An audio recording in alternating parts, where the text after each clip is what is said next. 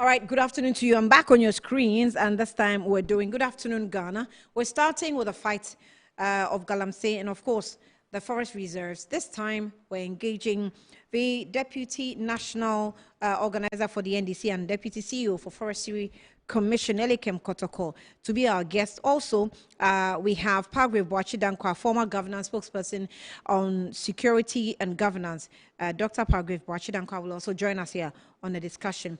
Cocoa producer price increase also, has come up. The finance minister updated us of the price increase last week. We'll be getting into it and understand exactly what's going on in the sector. It's a Monday afternoon, and Harriet Addy is also with us to bring us the rest of the breakdown of stories gathered by the news team. Harry, you're welcome. Good afternoon. Good afternoon. I hope your weekend was okay. Okay. Right. Take it away. Anyways, now time for us to bring you the latest updates in the world of news. Let's take a look at the headlines.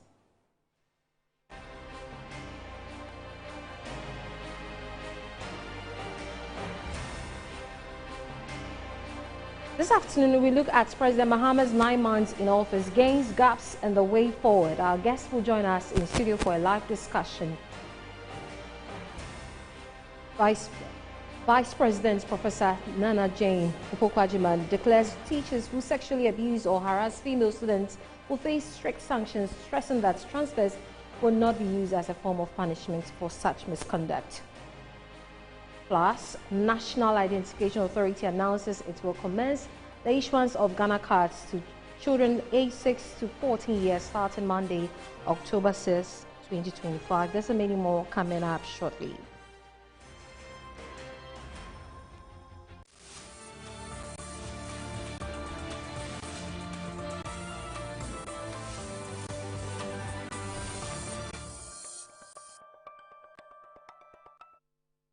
To our very first story, Vice President Professor Jane Nana Opoku-Agyeman has declared that teachers who sexually abuse or harass female students will face strict sanctions, stressing that transfers will not be used as a form of punishment for such misconduct. Speaking at the 2025 Ghana Teacher Prize in Ho, Professor Opoku-Agyeman condemned incidents of violence and misconduct in schools, describing them as a betrayal of trust and a stain on the teaching profession.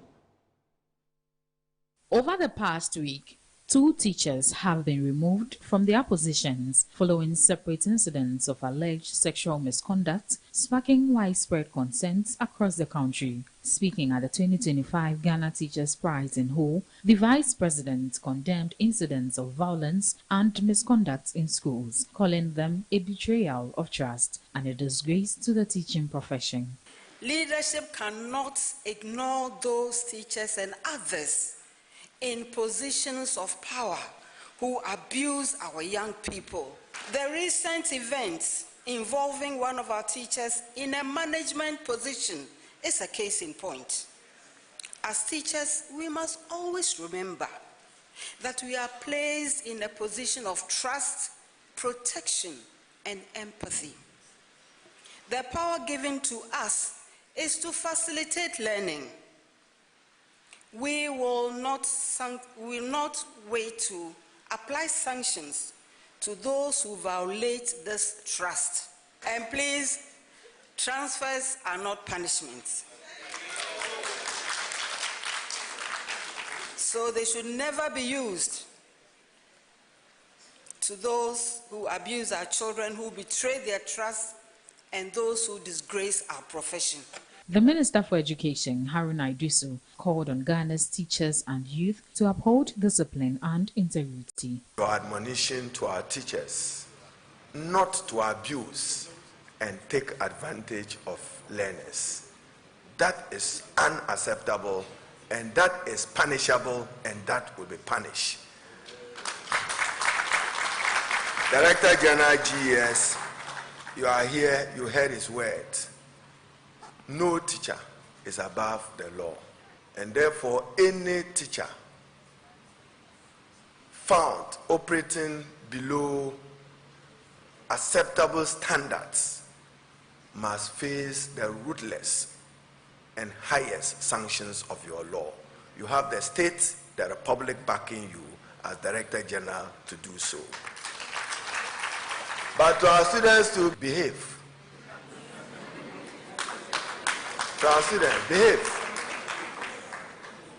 Teachers and your parents are molding your behavior and molding character. The future is yours. The future of Ghana is yours.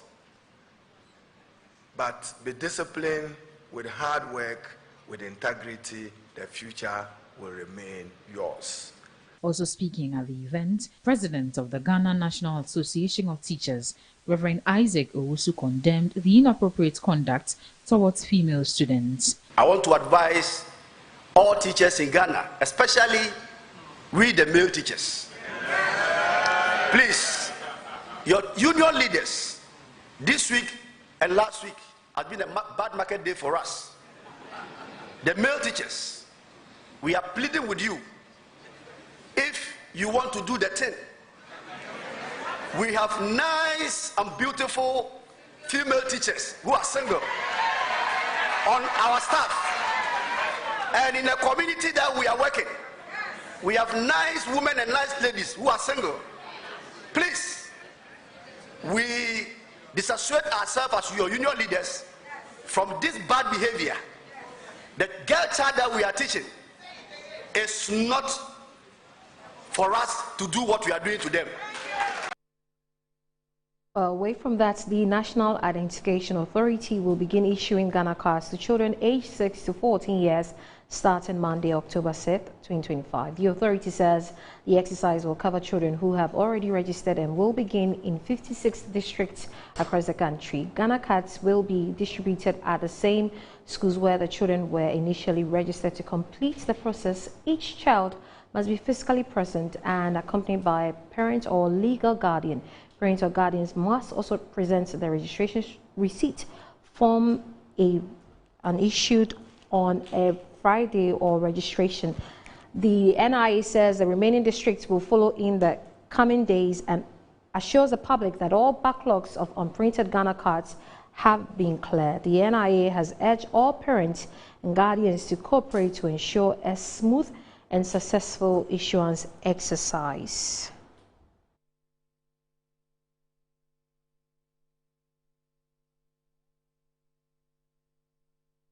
The Municipal Chief Executive for Wejagbawe, Felix Odate Lamte, has charged teachers within the municipality to discharge their duties with professionalism and integrity. He said the goal of the municipality is to empower children in the various localities by promoting quality education. He was speaking at the Ghana Teacher Prize Wejagbawe 2025 here in Accra.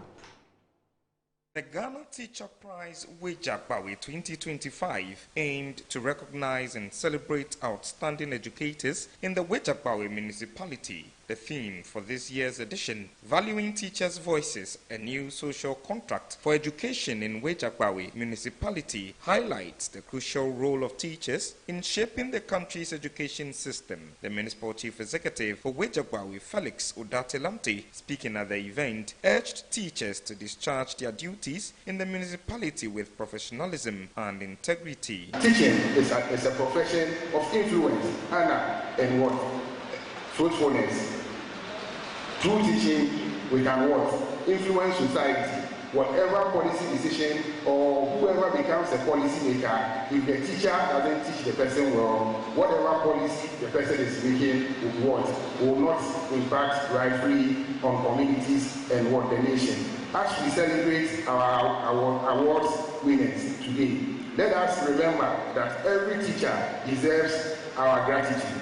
The Municipal Director of Education for Kaikwe North, Cynthia Aponi, charged the teachers to be disciplined when dealing with students. My only caution is that they should be careful about the way they relate with their students, because the teachers, as teachers, we have a responsibility to teach, but not to have any amorous relationship with them.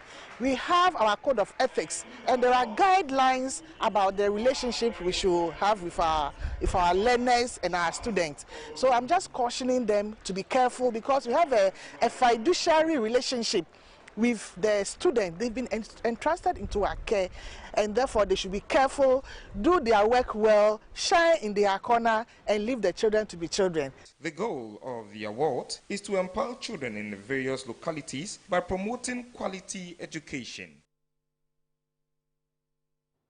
Now, Press Secretary to Vice President Mami Amaprat has reaffirmed government's commitment to fighting illegal mining, clarifying that NDC as a party did not call for a state of emergency under the previous government. NPP National Communication Team member Tabita Payini Ayila accused President Mahama of disappointing and betraying voters by not making use of the power given him, despite the fact that he did well by inviting CSOs.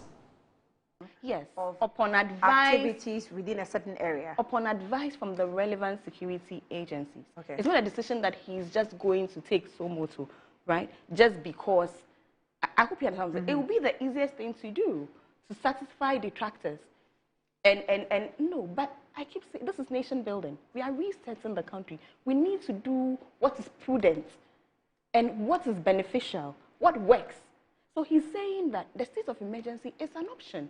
But on the scale of options, it's at the tail end of options. But you need to explain why we were calling for state of emergency at the time, but today we say no, we haven't gotten there yet. Okay, so what's the difference? I found who was the one calling for state of emergency. Don't worry about who. Do you understand what I mean? Yeah. Because really, the NDC as a political party did not say that. These are individuals within the party that made these pronouncements. I myself sitting here, but all of us have had cause to shout, and we are still shouting. Because I still insist that it's an existential problem that needs to go away, right? However, we could speak about so many initiatives. This one is as transparent can be. This one is as accountable can be. And so surely we will make progress. I must admit that the president did well in calling the CSOs and having a media engagement with them, and of course with all of us as Ghanaians. Now, beyond meeting them, we should be looking at the impact of meeting them. Why did you meet them? What are we going to get out of this meeting that you had? Regardless of us not winning power, we are going to support the current government win the fight against Galamsey. Because we cannot sit in this country and allow some few people who benefit hugely from Galamsey to disgrace all of us. When it comes to numbers, we have the numbers more than them. And why can't we fight this Galamsey if we decide to come together and fight? Let's come to Accra, where in a boost to the government's National Sanitation Day initiative, Zoom Lion Ghana Limited has committed massive logistical and equipment support for the nationwide exercise. The Director of Monitoring and Service Quality at Zoom Lion Ghana Limited, Ernest Kusi, during the cleanup on Saturday, October 4, 2025, confirmed the company's full backing for municipal assemblies across all 16 regions.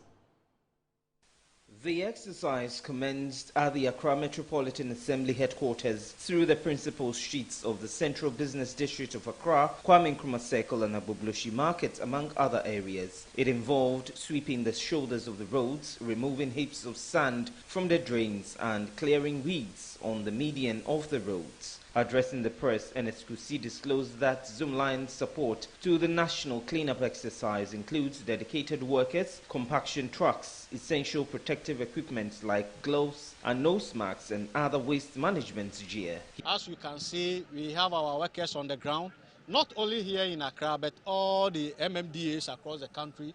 We've also supported them with personal protective equipment. We've also supported with various trucks that will cut the waste to the final disposal site. Because if you gather the refuse and you don't have a truck to send it to the final disposal site, it ends up into the gutters. So this we have done, and we want to pledge our support not only today but all the time to MMDAs, that we are going to support them in this National Sanitation Day so that it becomes a success. If we achieve cleanliness, it's the whole country that benefits. And I want to tell all citizenry that it's not only government that has the responsibility to ensure cleanliness. All of us, we have a part to play. We have to stop the littering. We have to get dustbins in our homes and make sure that we store the refuse well. All that you have to do if you don't have a dustbin is to call on Zoom Lion, and Zoom Lion will help you with the dustbin. He said aside providing logistics and equipment to the national cleanup operation, Zoom Lion Ghana Limited is also investing in public education, stressing that behavioral change was crucial to the success of this agenda. This one is different because there's sustained public education, because we believe that when negative attitude of people towards sanitation is changed, it goes a long way to stop littering in the environment. And also, assemblies are also intensifying their effort as far as enforcement is concerned. And also, Zoom Lion, we've also, as you are aware, we have a program called Zoom Case Program, where we are educating the young people in our schools, because if you catch them young, they grow with it. So we are having a sustained effort, not just one day, but something that will be sustained. And we are also, with the recycling, as the waste is also being separated, we recycle it so that it doesn't come back into the gutters. And to the Volta region, the headmaster of Adidoma Senior High School in the Central Tong district of the region, Dr. Vincent Jijula Kwesietiku, has appealed to government to urgently address the infrastructural challenges facing the school. Speaking at the 40th anniversary and speech and prize giving day of the school at Adidoma, Dr. Atiku identified acute water crisis as top among the problems confronting the school. There is more. Adidoma Senior High School was founded 4 decades ago by a group of old students of the Adidoma EP School to bring second cycle education to the people of Adidoma and its surrounding communities. The school, which began with 7 teachers and 57 students, now has an enrollment of over 2,000 students with 104 teachers and 43 non-teaching staffs. The school is not only recognized for its participation in the National Science and Maths Quiz competition, but also for being one of the few schools in the country to provide inclusive education for both visually impaired and sighted students since 2008. Paramount among our challenges is the perennial water crisis.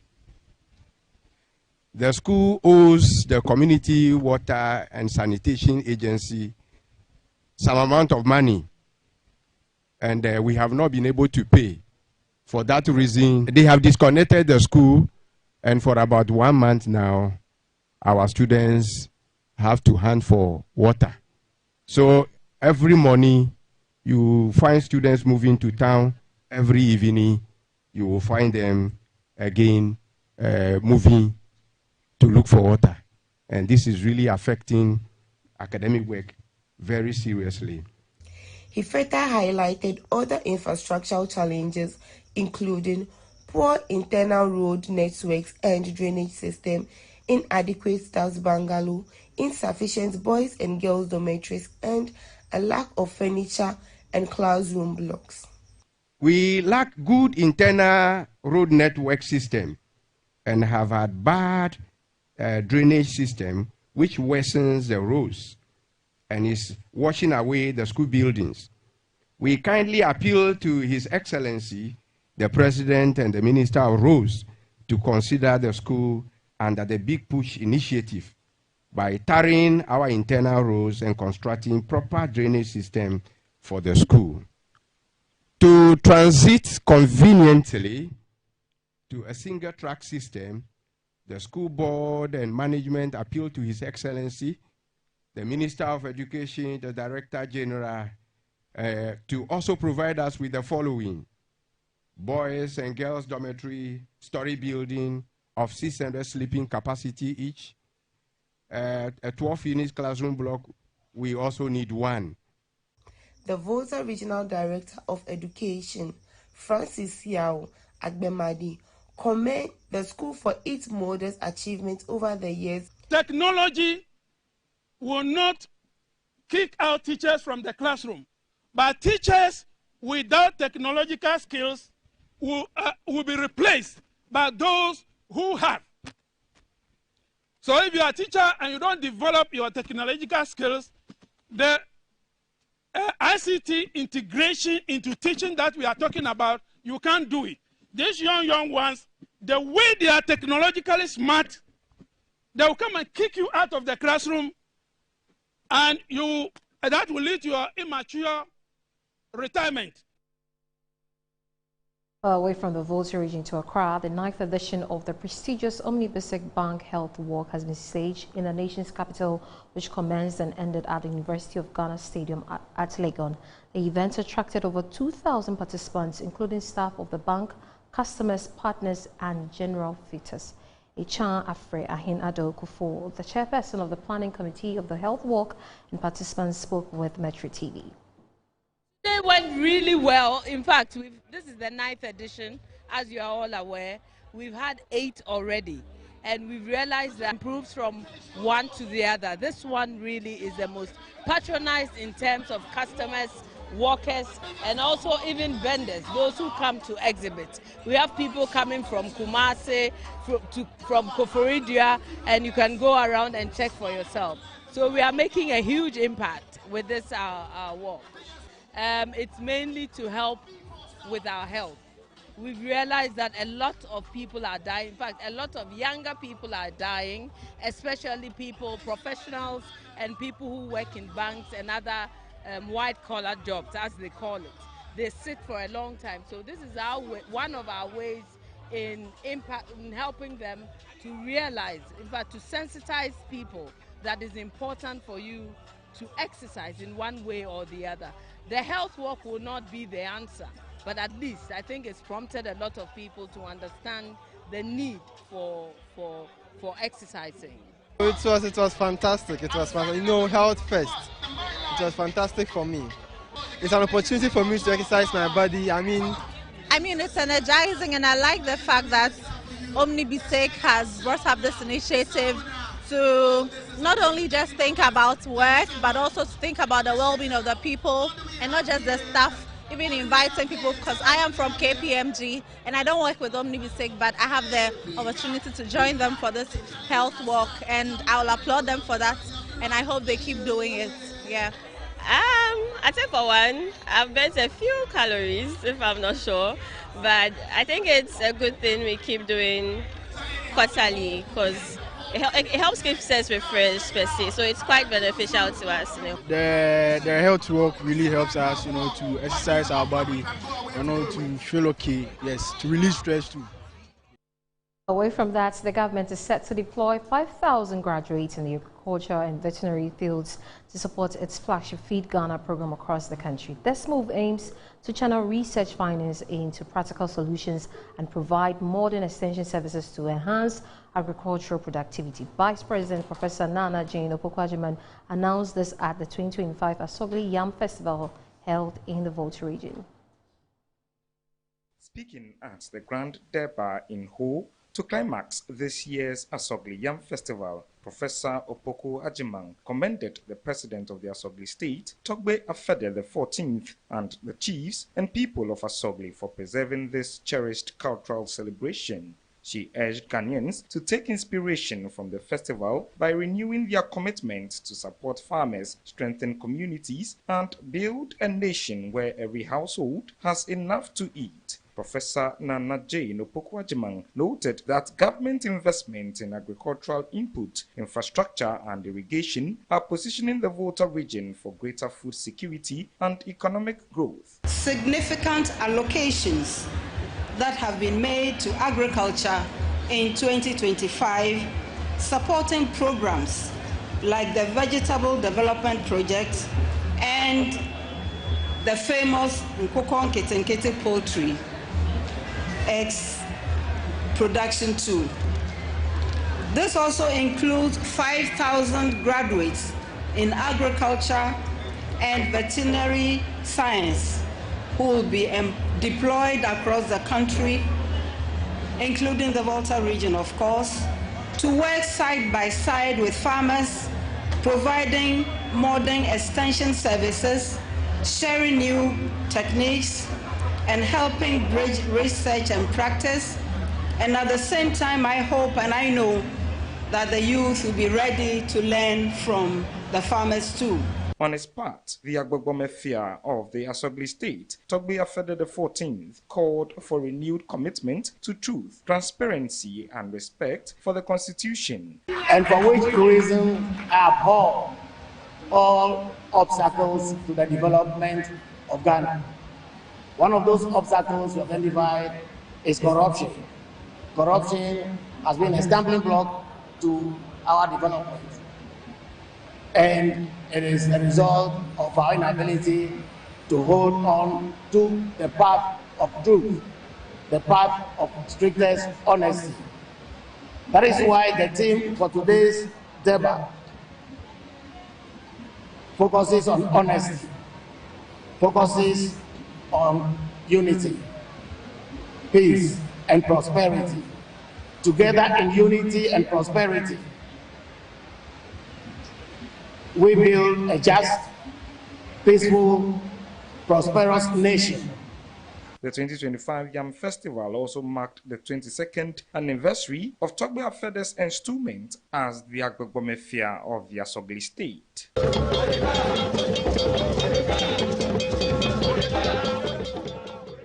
A remarkable demonstration of commitment, Ebri Girls Old Girls Association has organized a free health screening exercise for students of Ebri Girls Senior High School. The initiative forms part of the association's ongoing commitment to supporting the well-being and holistic development of students. The free health screening, which took place at the premises of the Ebri Girls Senior High School, covered a wide range of medical tests and consultations, including dental examination, malaria test, blood pressure, temperature, and pulse. Students from first year through to final year participated in the screening exercise, which aimed not only to identify and address immediate health concerns, but to also promote a culture of preventive health care and wellness within the school. Okay, I would like to say a very big thank you to the old girls, the PT and Kum Hospital, because this program is very interesting. I like the way students are happy to know their height, their weight, their body mass index is really, really helpful. I'll say a very big thank you to them again. Well, it's a very nice program and it's interesting because it's really helping with the students because we needed a program like this and they provided it for us. The event reinforced the importance of physical well-being in academic success and personal growth. So the ad hoc committee came up with a recommendation, with so many recommendations. One of it is for us to hold health screening for the ladies. So because of that, we had to go and then, organize this health screening. The screening exercise brought together a team of dedicated healthcare professionals to offer vital medical services, share expert advice, and raise awareness on key health issues affecting adolescents. Oh yes, the results are, we are getting positive results and then we're also getting negative results. And the positive ones are being given medications. And then the negative ones, we just encourage them to take care of their well-being and then they'll be fine. The Old Girls Association pledged to institutionalize the health screening as a regular exercise. And Kum Medical Center, who is a partner to this school, decided to come up with this idea to at least help screen some of the sicknesses out. And then those girls who need special treatment or further treatment be referred to go and do the treatment. A lot has gone into it. We had to seek for sponsorship. So we had some sponsorship also from Casapreco, we had from Top Up Pharmacy, we had from some doctors also, and then we had some from COM, and then some old girls also supported this whole idea because it's something that we needed to do. We had to come back home to take care of our young ones on campus. The free health screening exercise forms part of the Ebri Girls Old Girls Association's wider commitment to supporting holistic student development through health, mentorship, and education-focused initiatives. Well, that's it for the news updates. My name is Harriet Adi Ani. Thank you very much. It's been more education from last week. I'm sure a lot of schools are alert now. So let's see if we can improve our status of morality within our schools, especially the basic schools. I'm not sure what you make of it. Well, I think that the teachers should try to dissuade the young girls, especially the ones that they find that, okay, this student is crushing on me or is showing interest in me. They should be able to educate them. Which is very likely to happen. Yes, I mean, when you're growing up, you have all kinds of... Yes, they should be able to do that. Exuberance. And, tell them that they will regret it in the future. So they should, let go of that crush and focus on their studies. Yeah. It's your decent advice for me. Harry, thank you so much for the updates there. We'll take a breather, and when we come back, we'll get into the discussion. We're looking at the review with the current administration, especially within the Forest Reserve. We know that currently the number one problem on our hands that we're trying to deal with is Galamsey. We also have the issue of logging within the forest reserves. It's lasted for years. I'm not sure how the fighting is going, but the Deputy CEO of the Forestry Commission will join us here, and then also we'll have the former spokesperson on security and governance also join us here in the studio to talk more about it. We'll be back shortly.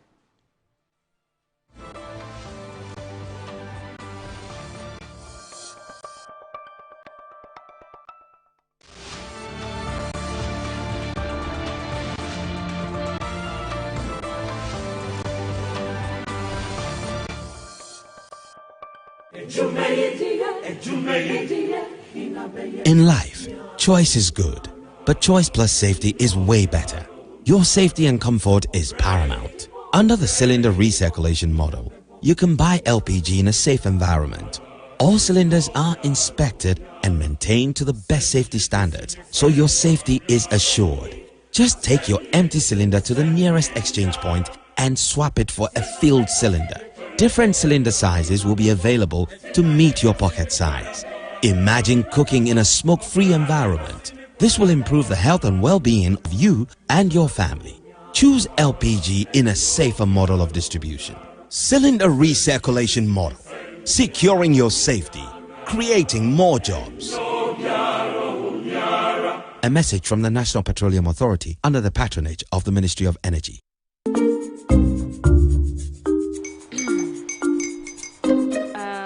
Kwame and his uncle are almost here. Wait a minute. This one too, your friend Kwame. Wait, Kwame.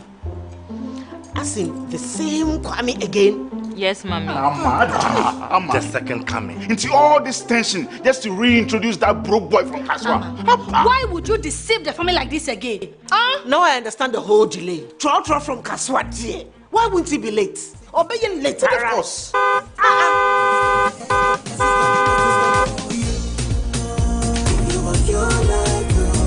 Star 712 hash, star 712 hash. Yeah, you go be the luckiest. Copy from Georgia be luckiest. From Natebia cause she be luckiest. Yeah, you go be luckiest. No matter why you're lucky. Everybody go be the luckiest. That's Kwame! Send your God out of boom. If you're poor, what's that? So would the coming of the Son of Man be. Hey! Is that his car? Dial star 712 hash. Choose your ticket. Enter your lucky number. Follow the prompts and let destiny handle the rest. This promotion is regulated by the NLA on the Caritas platform. Hooray, Ghana! The Ministry of Transport and its agencies invite you to the Ghana Transport and Logistics Fair 2025. It's the first of its kind in Ghana. From 22nd to 24th October 2025, the World Trade Center Accra comes alive with cars, ship, train, logistics and plane dealers all in one place. Are you a modern car dealer? Do you sell electric vehicles? Then this fair is your platform to shine. Students and the general public will experience free electric car test drives, stolen maritime showcases and even free helicopter rides. All 15 agencies under the Ministry of Transport, plus global car dealers, airlines, logistic giants and investors will be there with His Excellency John Dramani Mahama as our guest of honor.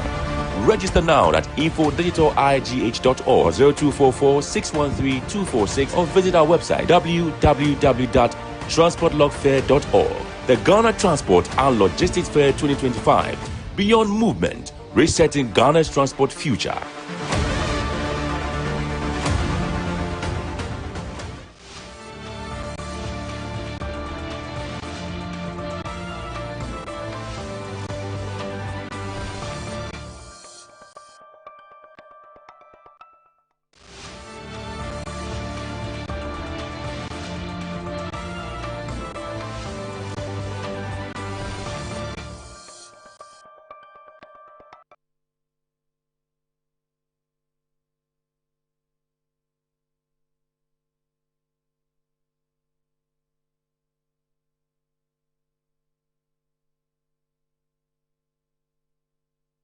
Back to the program. It's good afternoon, Ghana. We have quite a number of issues to deal with. We are going to touch on the cocoa producer price that actually has taken also the news headlines.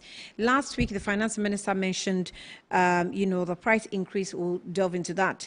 And then subsequently, we'll also get into our forests reserves and the work of the Forestry Commission. A review of this administration. We'll have two guests with us in the studio. Elikem Kotoko will join us, and also Dr. Palgrave Boachidankwa, Dr. Palgrave Boachidankwa will also join us in the review of the work, focusing a lot more on Galamsey activities. But let's delve into another important, issue that Ghanaians deal with. Remember that recently the president mentioned, and I always make reference to what the president said when he met the media in terms of customer service relations. So I think he was asked a question of what we can do better within the tourism sector, and making a point, he reminded us that a lot of people love coming to Ghana. I mean, everybody can attest to the fact that foreigners love this country. I'm not sure why I don't have the right to love this country. But we who are here, we know that we have a big issue with customer service in every field, everywhere. Banks, stores, even hawkers on the streets, marketplaces. I'm not sure if there's any special course we have to read about customer service, but we're doing a customer service week. JustPon is leading that, talk or campaign, and today we're dealing with one of the subsidiaries of the JustPon group of companies in the company of Cosmopolitan Insurance. And the panelist today we have with us is Alexander Nyakwenim. He is head of sales and acquisitions, Cosmopolitan Health Insurance. You're welcome, sir. Good afternoon to you. Thank you very much. Right. And also I have Elizabeth Amponsa, who is brands manager for Cosmopolitan Insurance, Health Insurance. She's also here with us. You're welcome. Good afternoon to you. Right. So welcome to the program. Let's go to sales first. Let's go to sales first. It's Customer Service Week. So yes. Tell us what Cosmopolitan Health Insurance has actually added in terms of customer service delivery. This industry is more of service delivery. And if you have a very good service to your customers, they tend to come back to you at all times. So in terms of Customer Service Week, as we are celebrating, we always praise premium on our service delivery to our client. We always want to ensure that anytime we are called upon, anytime they need any services from our end, we ensure we give it to them. Because at the end of the day, as I always tell my client and my staff, 1 year just comes within the blink of an eye. So if you don't give the best of services to your client, when it is 1 year, they might not renew with you. But when they get the services that they need, and you are there with them at all times, anytime they come, they get the services. And they see you not just as a provider, but they see you as a partner. They see you as a professional person with them. So any advice in terms of what they really want to do, they can just come to you. I always say that if you are providing services to your client, ensure you give them the best. Even they can come to you, even not on the product you are servicing to them. They can even get your advice on any other services that they need, because they trust that your judgment to them is the best. Elizabeth, what would you say to that too? Your contribution? Well, customers, as we already know, are always the best, and they are always the right ones. So we always make sure that we are giving them the service that they deserve, because they have paid for the service, and you don't want to give them something that they go home making a decision, a hard one on you, not to come back again. So you'd always want to give them something very memorable that will always bring them back. Because yes, there's competition as well. It's not only you giving the same service. So you try to give them a top-notch service that would always remain in their memories and would always be top of mind, so they will come back to you. But Cosmopolitan Health Insurance, what do you offer? Well, we offer health insurance services for our clients, and we have tailor-made services as well, based on what the client prefers. Yes, so we have services ranging from classic to essentials, premium, and even premium plus. But we also have third-party administration that we offer to our clients as well. So yes, we are open for business. So whenever they come, we serve them. Alex? Yeah, so maybe just to add to what she said, there are unlikely I was going to events. ask you if it's business you're open to, or you really want to serve customers. In as much as we are into business, our client health is more paramount to us. So even as he said, there are some products that we are giving to our client, because depending upon the level you are on, there are some facilities you can visit, that is some hospitals you can visit. But when it comes to health, in as much as you can't even go there, so far as you need it, we allow you to go, because at the end of your day, your health is more important to us.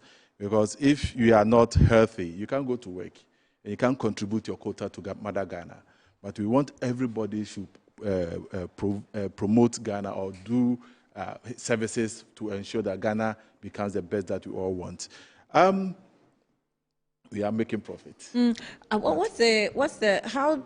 I have health insurance, national health insurance, if I'm on the service of national health insurance, and then I'm also, on the package of Cosmopolitan Health Insurance, how do I use the two?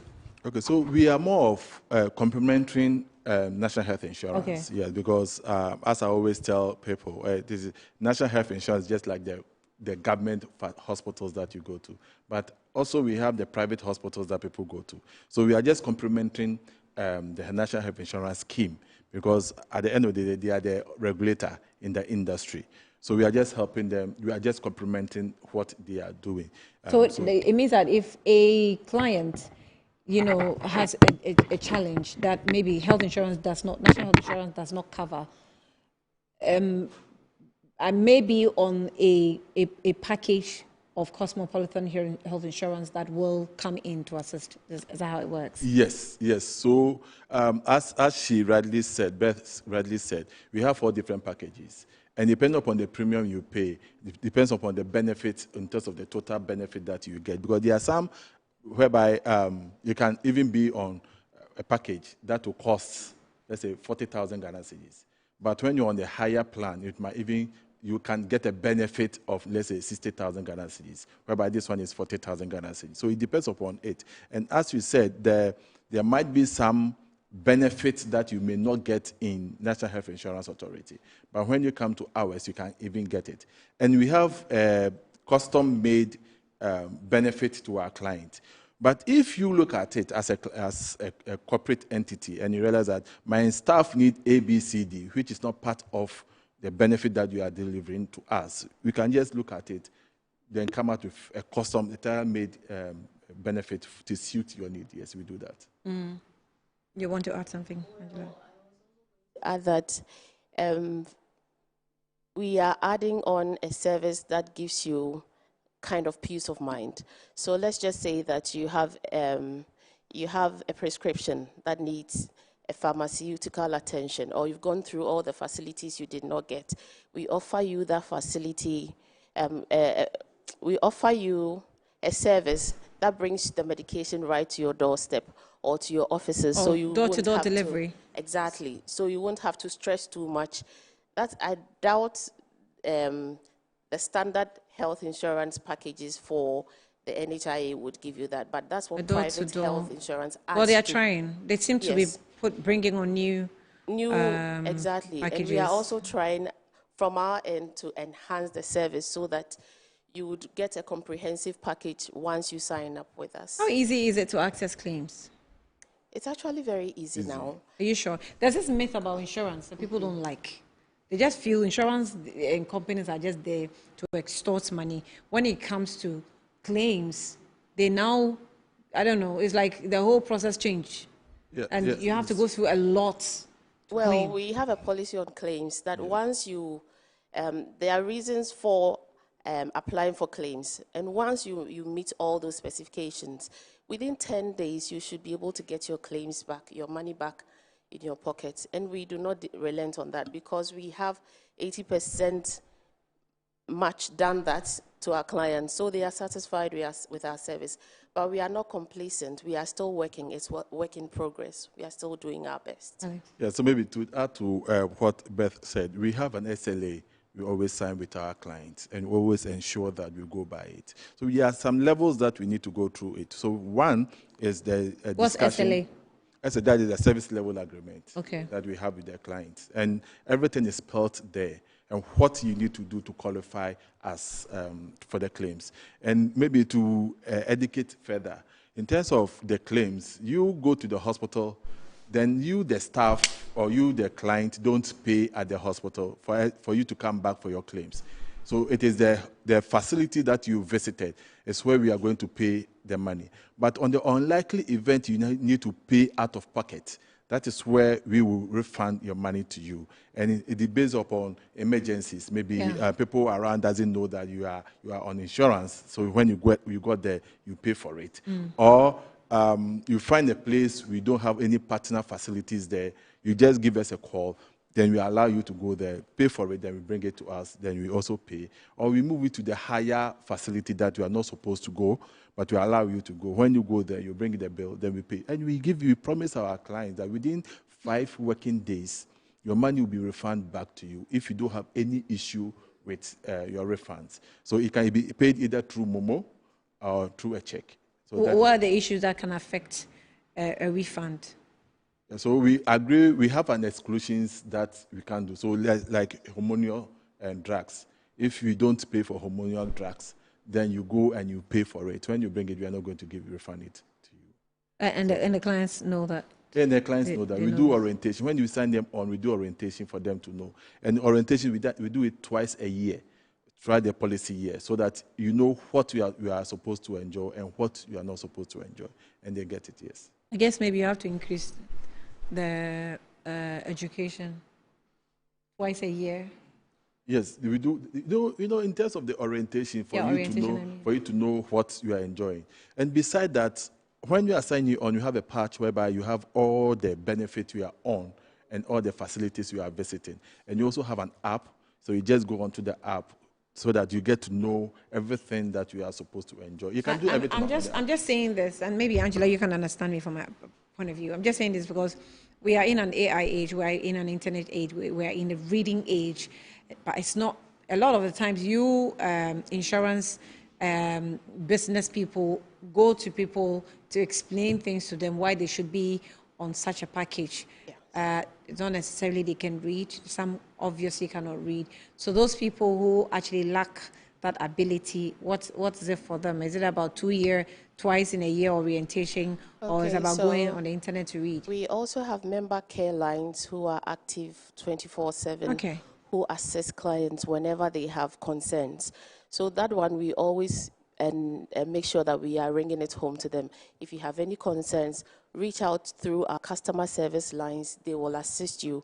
And we are always in touch with the HRs of these facilities, of these companies that we work with. So constantly, once you have an issue on the ground, even when you have visited a facility and they are telling you you have to pay, and for some reason you have doubts, you always have to reach out to us. And our member care our member care staff members are always on point with, they speak other languages as well, other dialects. So we have Chi, we have Gans, so they are able to assist people even who cannot speak the English language. Yes. Okay, all right. If you can put out the service lines, just in case there's anyone who wants to be on the package. So I have these lines available to our clients. We have 050-139-9255, 050-139-9255. We also have 050-1480-285. Then we have 050-1600-877. You can reach us on all these lines. We also have our social media platforms. We are on LinkedIn, we are on Twitter, we are on Facebook, we are on Instagram. Kindly reach out to us on all these platforms, including our website. We are ready to assist you. Your last words. Yeah, so as we are celebrating Customer Service Week, Cosmopolitan Health Insurance have a surprise for our clients. So we'll be visiting our clients at their various locations, and to ensure how do you do that? You're going to. We are going to go into their homes or offices. hospitals? So we deal more with corporate entities than individuals. Okay. Yeah. So it is more of the corporate entities that we are visiting, and that is why we are visiting the HRs. And what we are giving to them is not to benefit only the HR, but to the entire staff. Okay, but you have not visited Metro TV yet. We will I be know coming. we are your Yeah, client. we will be coming. We are starting the programs tomorrow, so we'll be coming. And it Okay. is more for clients who are on our policy, Okay. and Metro TV is part of it. So, Okay. so we are going to, and to add to it, this month is Breast Cancer Awareness Yes. Month, and so Do you cover breast cancer? yes. Or you cover all kinds of diseases? We cover cancers. Yes, we cover cancers. So we are having activities to also ensure that all female and all male to also go and check their breast. Okay. Yes, to ensure that. Yeah, a lot of the times when people or companies are announcing breast cancer, I don't know, screening, they say female, or women. Please, men are also sometimes victims to breast cancer. So I guess you want to say something? Regarding that statement, we know that men to a percentage of men, a slight percentage though, but we have also done something on that. When you go to our social media platforms, we are also advocating that men should screen for it, because a timely screening can always save your life. Yes. Great. Thank you. Yeah. You want to say something? We all have to ensure that we stay healthy, because a healthy body gives you great mind to do what you have to do. Okay. So companies that are on the packages of Cosmopolitan Insurance, health insurance, they will be paying a surprise visit to you. Expect them. I've already exposed you. If you don't go, that's your wahala. But the screening is when? The screening is continuous. We have a schedule to meet our clients, which we also do from now to the end of so when you meet them, then you embark on the screening or you have a venue people can come to? Yeah, so the health screening is different from the customer service week. Okay. So the health screening is from the breast screening. Yeah. It is from now to end of the month. Okay. But we've scheduled with our clients who want us to come on site. So we do it on site. Oh, okay. So it's only for clients. It's only for clients. It's not open for the public. Anyway, okay. Well, because it's customer service week, and we want to show how much we appreciate our clients. And we want to tell them that we are supporting them and we are with them every step of the way. So if they have any concerns, they should speak to us. We are ready to assist them.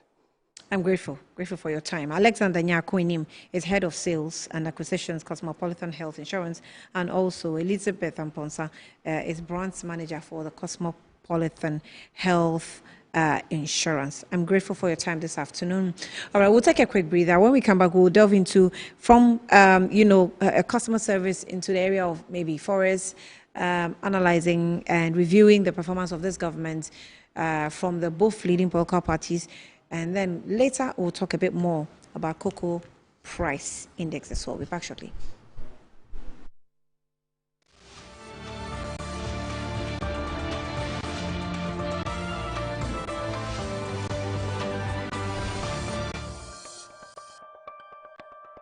Branch Manager.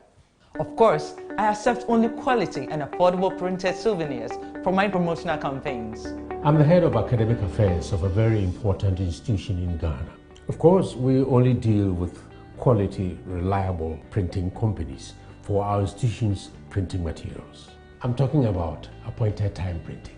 Appointed Time Printings. We take pride in our extensive print scope that transform your ideas into captivating visual masterpieces. We delve into the core objectives and vision of each print project. Precision printing is at the heart of our printing process as we meet your tight deadlines. Our rigorous inspection, color verification, and overall printing excellence are assured. 20 years of printing excellence. It's always a pleasure working with you to create a vibrant, dazzling printing experience that gives you a masterpiece. Appointed Time Printing, your world of quality and affordable printing.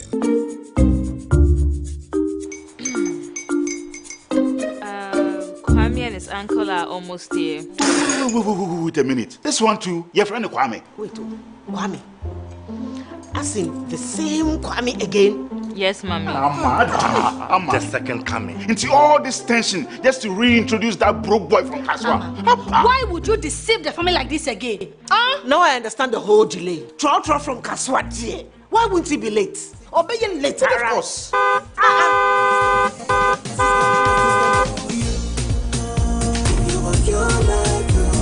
Star 712 hash, star 712 hash. Yeah, you go be the luckiest. Copy from Georgia be luckiest. From Natepia, cause she be luckiest. Yeah, you go be luckiest. No matter why you're luckiest. Everybody go be the luckiest. God, Kwamio! Send your God the apple boom. If you put it that way, so would the coming of the son of man be. Is that his car? Dial star 712 hash. Choose your ticket. Enter your lucky number. Follow the prompts and let destiny handle the rest. This promotion is regulated by the NLA on the Caritas platform. Customer, I don't know who to say. Malaria been actually my number still. One of them give us. Give us a solid. Yeah, sorry. What rest of so give us here and don't come down. But you good answer. But tomato give us the and don't come down. Give us about me, sir. If I try the and don't come down.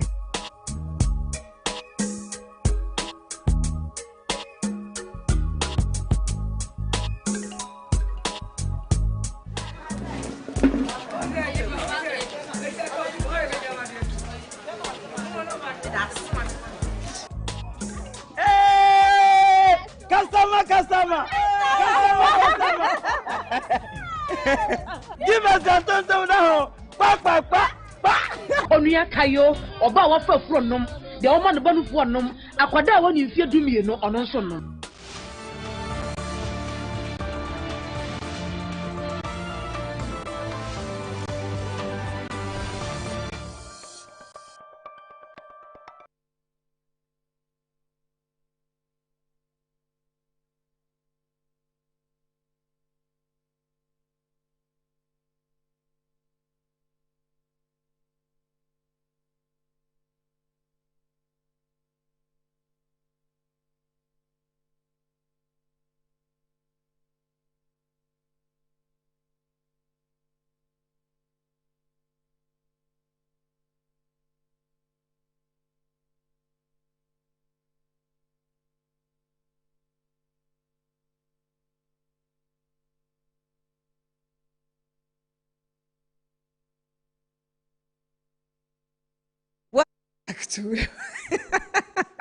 Welcome back to the program.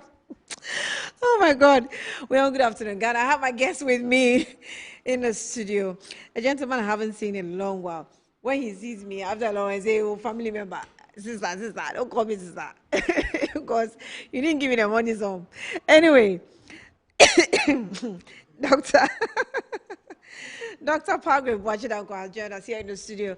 You're welcome. Thank you Good very afternoon much. to you. Good It's afternoon. been ages. It's been forever. It's good to see you. Good to Opposition see you. is hitting us. Where have you Left, right, been? center. Well, I've been teaching. You know, I lecture at UPSA. Oh. Yes. Why are you all running to UPSA? Oh, well, it's the UPSA is the University of the Future, actually. It gives opportunity for industry players to come in and really equip the young people. So I lecture leadership, I lecture corporate governance, I lecture international business, and I lecture public admin. Fantastic. Yeah, excellent That's time. a lot. Yeah, great That's a lot. opportunity engaging young people. Oh, and so- congratulations on your new dress code.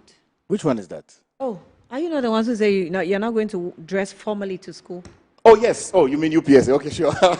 Yo. It's a professional school. Of So course. the goal really I mean, is when that... I saw it, Yeah. I was a little jealous. Okay. Because I'm a product of Gimpa. Okay. And Gimpa used to do that. When I was in Okay. school, they used to do that. Okay. I mean, you never can come to school in jeans. Absolutely. It can't be casual. Absolutely. Like official. So a lot of the students were workers. Even if you're not a worker, you have to learn how to dress formal. Absolutely. And I don't know what happened. It's It been seemed to it's been be- a great policy of the school. It's actually re-endorsed again by the Vice Chancellor, Professor Mauto, to extend it beyond. Usually it used to be Mondays, but now we've stated that from Mondays to Thursday, To Thursday. be in professional wear, and then also weekend school try and also be in professional wear. So we run multiple streams of academic calendar. We run the regular school, we run the evening school, and then we run the weekend school for undergraduates, and then we have our master's programs that we do as well. And then we have our PhD programs. We also have the School of Law on our campus. We have the Faculty of Law as well on our campus.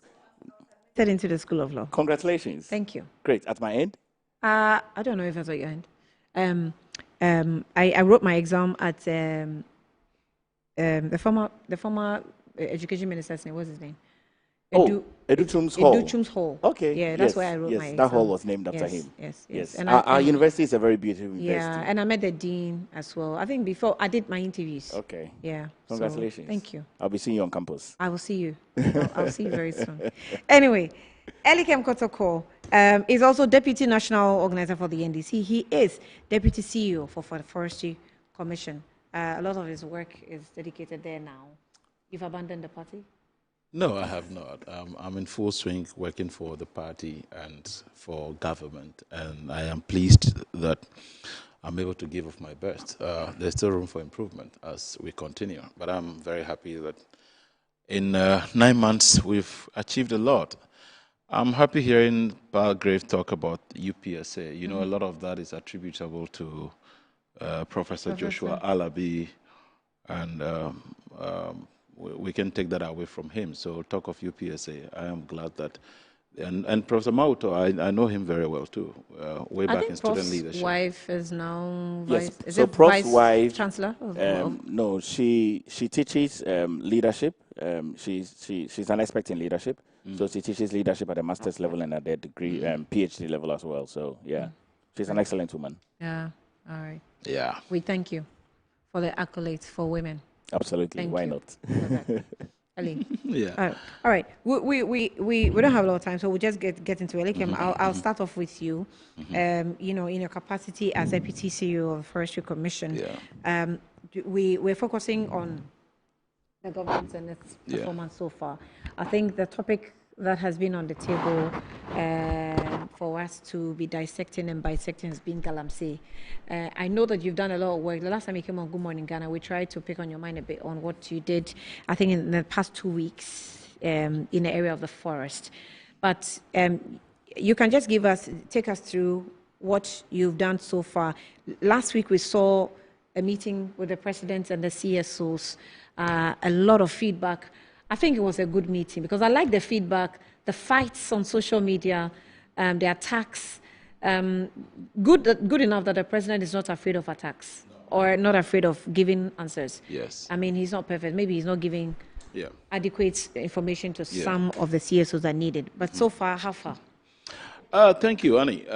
So far, I can confidently say that we have a president who is committed to fighting this environmental menace, popularly known as Galamsey or illegal mining. And it has been stated on many occasions that the president does not frown on mining or responsible mining. He is strongly opposed to illegal, irresponsible mining, particularly in our forest reserves and the water bodies. And if you recall, yes, far back in 2024, 2023, a few people called for the president then to declare state of emergency, particularly because the president at the time, His Excellency Nana Addo Dankwa Akufo-Addo, did mention that he was prepared to put his presidency on the line in the battle against Galamsey. But he only seemed prepared to put his presidency on the line, but he didn't put his presidency on the line. Again, I'm sure you recall that at the time when there was a supposed ban on the illegal mining, that was a time when they issued a lot of licenses. It was also during their tenure that they used their majority in parliament to pass the LI, which allows for people to go into our forest reserves to mine. Something that gave a lot of hope to the likes of Chairman Wontumi to do what he did. Then, when President Mahama took over, but before then, also during the time there was the ban, it was also the time when, at a point, Ghana's gold exports reached its highest, which meant that there was still the trade going on, the illicit trade going on. So when President Mahama took office, the first thing he did as a leader, having combined the goodwill he got from the people and his political will, he decided to place a ban on the issuance of licenses, especially in the forest reserves.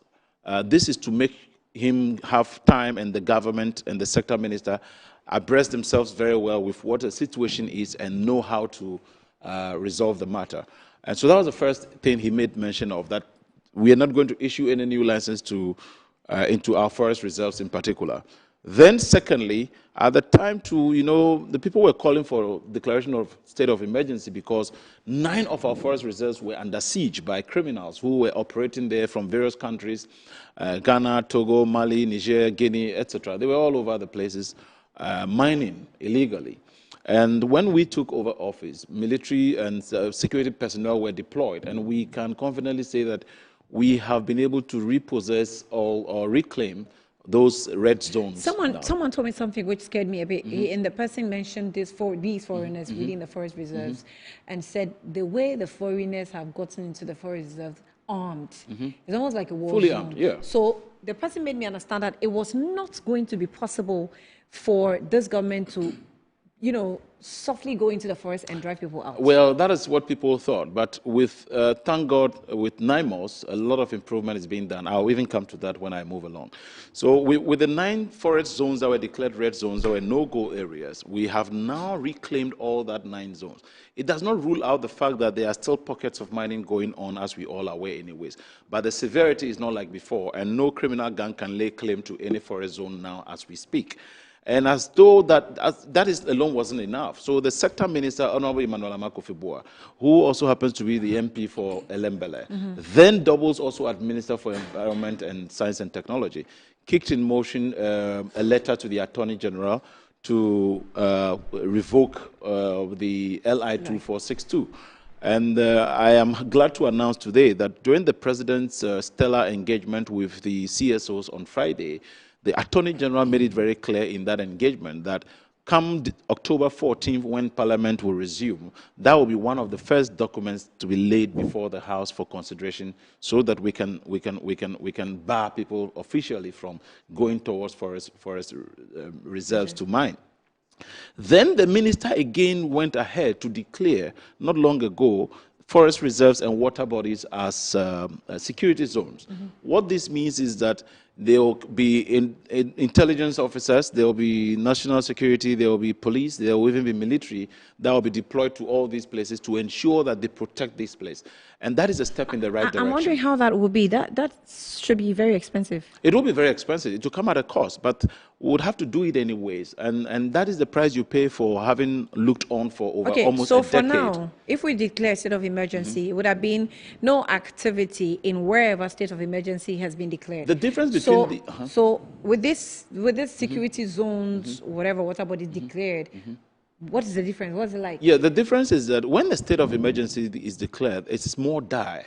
And also, the state of emergency would only be declared if the president feels that the powers currently given him by the Constitution do not allow him to go excess. I've run out of solutions. Yeah, and so, but the president has not complained that as of now, he's unable to contain one thing or the other, and therefore he wants some excess power. He wants some out of the constitutionality's power in order to execute some mandate.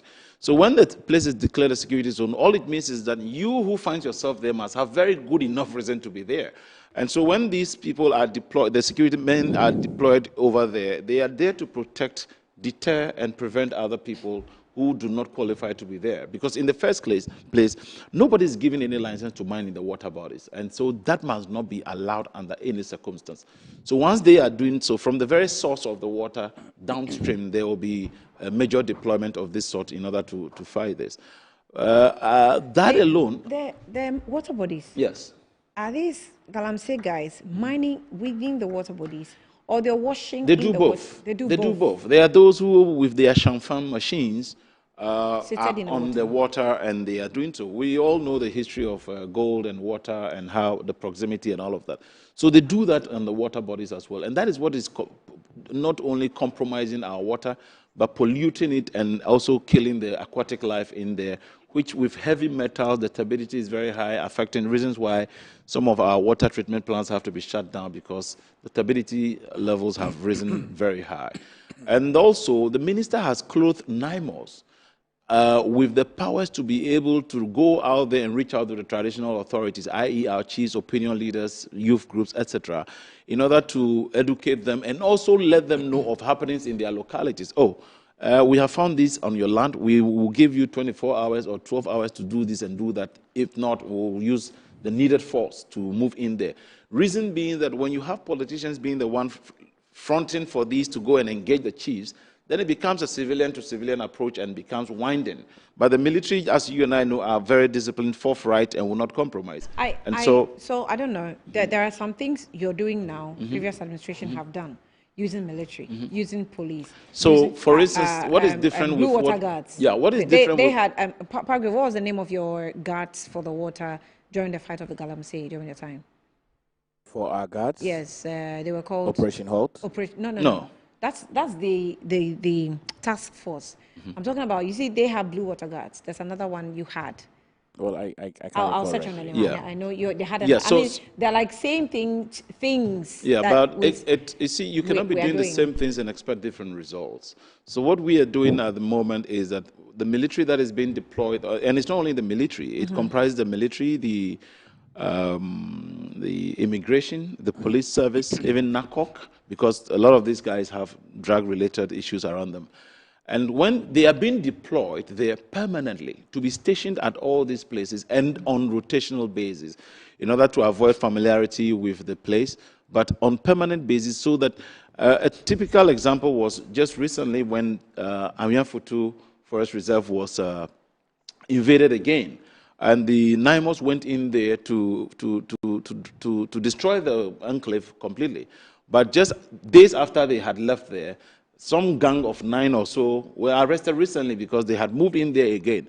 And we are fully convinced that we will no longer go there, arrest people or destroy their makeshifts and then come back. River guards. Yeah, river guards. Okay. Then, but we will make sure that we go there and station the officers there permanently. It is not going to be like the Operation Halt and all that, where they go, destroy their homes, then come back. Men will be stationed there permanently in order to supervise or surveil the place constantly, and then on a rotational basis. What's the guarantee that you are not deliberately driving them out and taking oversights? No, that will not. Yeah, We've seen some before. The military, the NIMOS is supposed to take oversight responsibility over all such places, and we cannot continue breaching our forest reserves in the name of an enterprise that inures to the benefit of just a few. And it is also very difficult. One major thing we will be doing is education or advocacy, which will also come at a high cost. The reason being that many of the people who are engaged in this, trying to convince them to change trade or move from Galamsey to another thing is not easy. Somebody's making maybe 1,000 cedis a day or a week or 2,000 or more, and you are now giving him an alternative that may be providing that 1,000 or 2,000 for a month. But when we get to educate them more and make them know the negative impact of their activities and the fact that they can come together and form cooperatives and mine as the IRCOMSDEV, which is for responsible corporate mining. You guys have not gotten to a point where you accept that we've moved from all these educational... No, we've not moved away from education, Annie. We have. We haven't. We have. Well, Elikem, you see... There are people who are who have gone into Galamsey that it's not with the excuse of I was unemployed. Some of them gave up their cocoa farms, coffee Even there are farms. people who are so just it is teachers or literally business. out of greed. Yes. It's but not about whether they know or they don't know. Greed- It's just greed- the edge for more money. Greed is one of the motivating factors, but you cannot rule out education. And tell you this, for instance, shall we say that because you and myself and Palgrave here are educated, therefore we've moved away from education? People still need education, even in the four walls of a structured brick and But mortar. we're speaking about... But when we talk of even advocacy, the purpose of the ISD and other civic agencies, civic, how do we call it, NCCE? Education. Yeah, it's to constantly continue this. I have mentioned this everywhere I go, and permit me to say this again. We used to watch Captain Planet. What was the purpose of Captain Planet? It was just on environmental consciousness or awareness. We saw it as an action movie those days, but it was largely about polluting the environment. And when it was beyond them, they called in the Captain Planet himself to come and help them. There were times the guys themselves solved the problem. So it is not a one solution fit it all. There's a need for us to look at all the various ways. Reforms and law enforcement is also very key. The Attorney General made us understand during the engagement with the President and the CSOs that over 600 people are being prosecuted And dockets are being prepared for all of this to make sure that it serves as a major deterrent to many of them. And so there's a lot of effort going on. But I must admit also that we have not ended it yet. Is there room for improvement? Yes, there's a lot more to do. And so the sector minister and his deputy have not had rest, just as those of us who are in that sector and affected in one way or the other. And because if you have a president who is on top of his brief and constantly requesting regular briefings on what is happening, what is the result of this and that, it tells you that there's a lot more to do. Many people watching us today will admit that the economy is now stable, as we may say. Talk about petrol price or fuel price, talk about the inflation, which is now at a single digit, talk about the numerous programs being rolled out under the big push, the National Apprenticeship Program, Ejumera, the Mahama Health Trust Fund, and many others. The CD's potency against the dollar, and all of that. But the only challenge now that we all are confronted with is Galamsey, because there are two key things that matter about the forest. There's a saying that when the last tree dies, the last man dies. And there is also a saying that water is life. And all this emanates from the forest. And therefore, it's something we need to do. And the education, as I was telling you, even our traditional authorities need to be very actively involved. Everywhere in any community where there's illegal mining going on, the chiefs are aware. And that is the reason why NIMOS was set up. And permit me to say this again publicly here, that no other agency or institution is mandated to form its own task force in the name of fighting this Galamsey. In order to allow for proper, effective, and efficient coordination to avoid any complacency or wrong impressions, there is a need for everybody to channel any hint, etc., to only NIMOS, so that we do not have duplication of effort or different people who also constitute themselves into a task force and doing other things other than what is they are supposed to do. So if you are even a DCE, if you're a minister, a sector minister, or what have you, when you have any intel, reach out to NIMOS, then they would actually move in there. And they are better clothed and well empowered with the logistical requirement to meet any of the miscreants we find in our forest reserves. Right. Yes.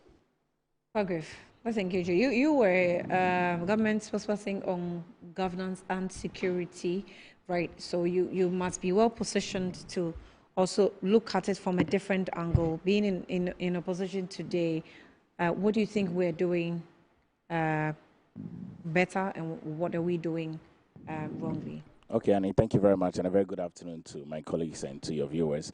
And I'd like to assess President John Dramani Mahama from January till now, if you give me the opportunity, and to commend President Nana Addo Dankwa Akufo-Addo for a smooth transition of power, especially because of the sub-region where we find ourselves. You usually will not find that happening. There are a lot of chaoses that are happening in other democratic countries. There are terrorists that are invading countries. There are military juntas. And so to have seen that President Nana Addo Dankwa Akufo-Addo effectively transition power in a very peaceful manner, a smooth manner, to John Dramani Mahama is a commendation to Ghana's democratic progress. And so we must commend that. And to state very clearly that on governance levels, I think that 9 months is a very short time to be able to assess the leadership of John Dramani Mahama. But I must immediately state that there are a few things that he's been able to put in place that is commendable for the governance processes. There are 3 levels of governance processes, which is accountability, trust, and transparency. And I think that we can be able to see an aspect of that. I was particularly excited when I saw that he had brought a code of ethics within his government, and so we must commend that. And I'll move on to security, because that's really where my heart is. I look at illegal mining and irresponsible mining. I think that every single Ghanaian who is a public servant or a politician who has an opportunity to travel across the entire country, 276 constituencies, either engaging people, clearly can come to a stand to know that illegal mining, irresponsible mining has become cancerous to the Ghanaian people. And any government that really cares about the future of this country, really cares about the ecology of Ghana, really cares about the climate change, really cares about the safety of the people, we want to nip it in the bud. We cannot continue to do politics the way we have always done politics in the past. And I want to entreat the government of the day. He gave a lot of promises when they were campaigning that they were going to nip the illegal mining in the bud. It's been 9 months. We haven't seen that. The LI 2462 was an act that we wanted to repeal. You recall, in the very final stages of the 8th Parliament, we had sent it to Parliament that it was supposed to be revoked. It's been 9 months now that has not been revoked. I'm glad that the Attorney General is doing some work, but it has a snail pace, and we need to have things moving very fast. I look at the fact that John Dramani Mahama in the media, his engagement with the media, stated that he was reluctant in calling for a state of emergency. And I'm glad that in his engagement with the civil society organizations, he has stated that he's going to take advice from the national security. But one of the things that I would like to remind the president of the day, John Dramani Mahama, is that he is the national security. There are key indicators that national security is bettered upon. The first is for intelligence and information gathering, threat management, policy formation and coordination, emergency responses, protection of assets, sustaining the economy and community and social engagement and social cohesion, and broader scope of the security. If you look at the rate at which illegal mining is ongoing, clearly, I am in no doubt in my mind that the national security is aware that this is gone beyond the national security threat. And I'm certain that John Dramani Mahama is aware of it. I do not want us to consider that we've gotten to a stage where John Dramani Mahama is playing pillow with us as it relates to clamping illegal mining in the bud. He promised that he's going to do that. We can't even get contumely to eat. That's how bad it is. That's the truth. I've been looking for contumely to buy. I can't get contumely to buy. I've been looking for cocoyam to buy. I can't get cocoyam to buy. I've been looking for cassava to buy. I can't get cassava to buy. If you look at what is happening within Central Region in terms of the water plant that has been pulled down, closed down, you can imagine the educational hub in Central Region as I speak to you today. The number of students who have to be going, carrying buckets of water, looking for water to do their many amenities that they need to do. We talk about sanitation. Sanitation, you need water to be able to ensure that you have a clean environment. So for me, I have some measures that I'll put in place for John Dramani Mahama to undertake. I was under the impression that he was going to immediately meet the custodians of the land. And I've stated that if we want to be able to solve irresponsible mining, we must scale it up and give that responsibility to the chiefs. The chiefs and the local community are people that can help us eradicate this illegal mining. They live with them, they dine with them, that's the environment where people are doing all those menaces that they are involved in. The second policy that I'll give to the government. So let me give you an example of what I did about chiefs, and that's because I have the same mindset that I think the approaches that we're using, some of them are repetitive. So we definitely have to change. And that's because we've called for a state of emergency in the past. Some of your members in your political party decided to literally chew me just because I wrote, "Let the chiefs lead the Galamsey fight. I want to see something." That was my quotes. Now, without having the background information or my reason for posting that, they started attacking. In fact, I woke up to a trend. I didn't even know I was trending until I just came on social media a day after.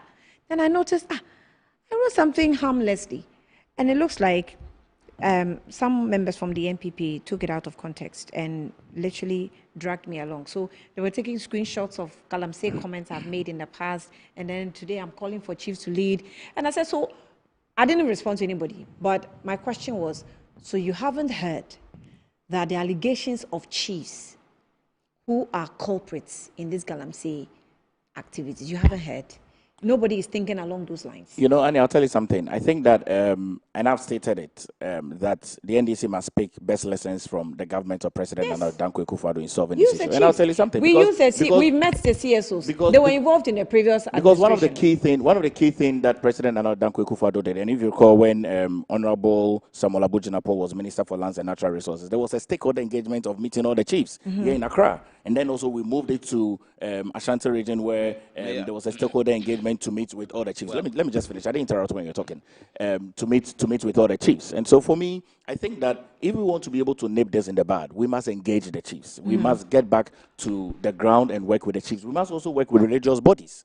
Okay? These two arms for me are key arms that we cannot lose sight of. And I was speaking about saying that, I mean, yes, there are best practices of small-scale mining in other countries like Australia that have been able to do it well, but we need to be able to also start ensuring that we have medium-scale mining, okay, so that people that are doing responsible mining can have an opportunity to elevate their mining to a medium-scale mining. We don't have that in this country. See that people are doing small-scale mining or they are doing large-scale mining. We actually don't have the legal framework covering medium-scale mining. It has been one of the campaigns called by some ministers and politicians that we need to consider that space. Absolutely, absolutely, because it's a vacuum that is created, and you see, we want to be able to solve this. You look, I mean, nobody benefits when people are dying. I've had very close friends and family who have died as a result of cancer or died as a result of kidney failures, and it's all because of the water that we are drinking. People are having typhoid, people are having cholera, you know, and it's all coming down into urban Accra. And so if we are having all these challenges in urban Ghana, Accra, Kumasi, Takra, the whole Volta region, all of those places, then clearly you can imagine what the people in the rural communities are facing. So all we are saying is that as the government of the day, the leadership has been given to you. You've had 9 months, it's been honeymoon, it's been over. The country is not too good in a place of security. There's been a lot of chaoses that has been happening since the 15th of January right up until yesterday in Sampa.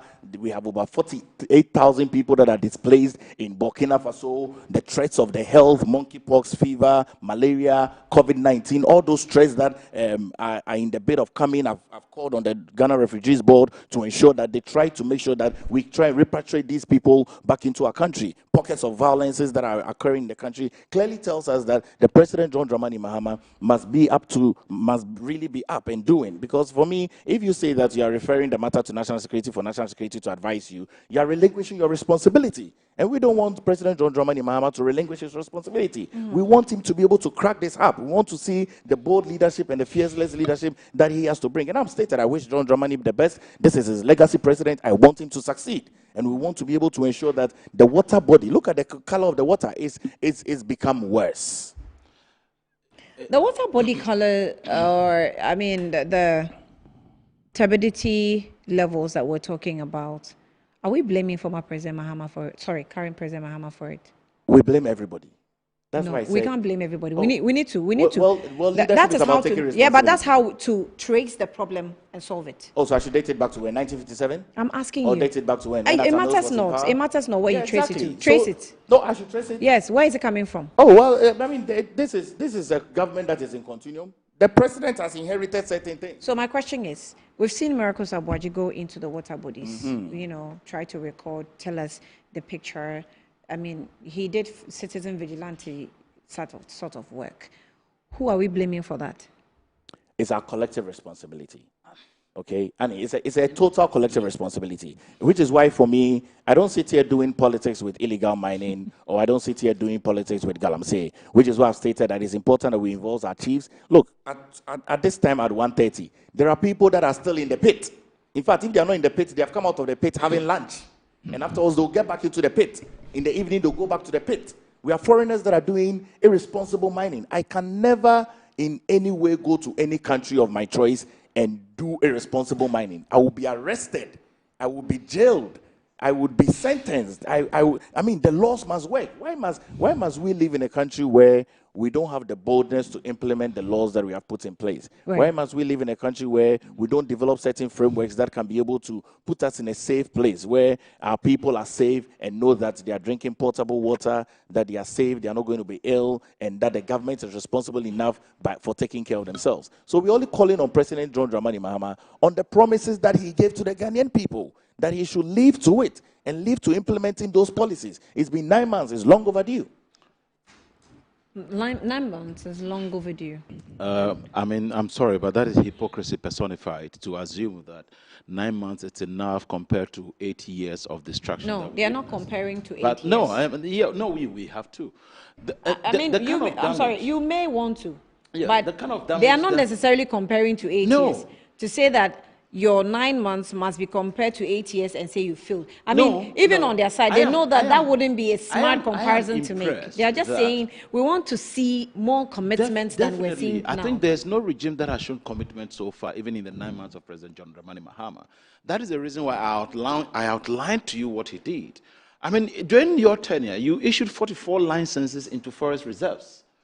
What do you think you were doing? You were the very people who pushed for this LI, and you're now telling us that at the very last minute of your leaving office, you were pushing for a repeal of that law. I mean, come on, you did all these things. And let me put on record that we are engaging the chiefs already, unfortunately, if you are not aware. The sector minister has taken that even upon himself to be doing so, to meet the House of Chiefs, the regional House of Chiefs, and national. So he's doing that as well as we speak today. And I feel so sad that this is coming from a governance expert who says that the president does not need national security. He himself constitutes national security before declaring a state of emergency. If you care to know, the Constitution may tell you that you have the power to do A, B, C, D. But before you execute that, you're required to go through some protocols. Protocols exist at anywhere. Look, for instance, why is it that the president can decide that he wants to visit even Metro TV right now, but he cannot sit in his own car and drive himself over here? Protocols require that he must inform whoever is in charge of his itinerary. Then they will make necessary arrangement for security before he moves here. Even former President Akufo-Addo, as a former president today, cannot just move about anyhow. That is called protocol. And I expect he, as a governance expert, to know this. That when the president is saying that I have not received that briefing yet from the national security, he's telling you two things. Number one, as a person, I do not think that there's anything I want to do yet which is outside my powers that I cannot do unless the Constitution is put aside for me to be given some powers. Number two, the national security or the intelligence agencies that are supposed to brief me have not indicated that I need to activate that. Mind you, the declaration of even our water bodies and forest reserves as security zones is a microcosm of what the component of a state of emergency is. If we declare a state of emergency today, Annie, it will mean that we need to even declare the water bodies and the forest reserves as security zones. And what does that mean? What it means is the deployment of our intelligence agencies, the military, the police, etc., to guard and protect these places. That is why the president is saying that I do not want to have any excess powers to do anything. Because let me ask you this about... Yes. During the previous administration, we saw roads, major roads, exposed to Galamsey activities, which has gotten to a point where all we're waiting for is the whole main road to cave in. We saw homes cave in, killing people. Hold on. Aside the fact that we're eating poison today, aside the fact that we have researchers that are, connecting to premature babies, forced the abortions, health hazards, and it's so much associated health hazards. This morning, there's a video that we have seen, I think it's coming from the community called the Bonsari community. Yes, Bonsaweri community, railway line. Obviously exposed. Yes, I mean, I wish the producers can get a video for us. Obviously exposed to Galamsey. That is an emergency. It is an emergency. I get the president is working in the forest. I get he's working in, I don't know, he's working to treat the water bodies and give us some respite for it to clear up. We're seeing some positives with at least the rivers, yes. But there are some activities that we're literally seeing red light and we're walking into it. That's what's happening. Yes. So declare 2-day state of emergency. What would you do to that? Declare one day state of emergency. The question one begs to ask or to require an answer for is, okay, it is one thing declaring a state of emergency and it's another seeing it through. If the president declares a state of emergency now, what next? Well, it is the will to fight, to confront or nip this in the bud. But do you know what you can do in 24 hours after declaring a state of emergency? You tell me. You can go into the communities and the same military, the same 9 months. And who says the same military, the same 9 months, the same task forces you're using to fight water guards. They go into the communities and tell them what's happening in the nation now. No, and who says they can't do that now? We don't have water to drink. We don't have food to eat. So you see, it comes back to education. Don't mind Paul Graves saying he can't get contumely and all of that. He didn't know that this was the case in the past 8 years. This has been it, and we all are concerned about it. I was eating contumely in the past 8 years. See, That's You the see, truth. I was eating kotomiri in the past. You were eating and you didn't know it was poisoned. Not getting kotomiri. You didn't know it was even poisoned. There's no kotomiri in urban Accra. But in the past, the ones you were eating, were they healthy? Do you know what is called? Of course, I mean, if I'm here. Do you know what is called? Oh, you think it's because you're here? Do you know what is called? I do medical checkup every time. Do you know what is? Nana Dankwa Akufo-Addo banned small scale mining for 2 years, if you recall. And what happened after the 2 years? The water became cleaner. And then that was the time our what gold happened exports was when the NDC started politicizing the issue. Look, I commend Nana Dankwa Akufo-Addo for his astuteness of saying that he's putting his presidency on the line. Look, that's the truth. He started fighting illegal mining, irresponsible mining from 2017, his first 100 days. So he immediately set up all the various committees.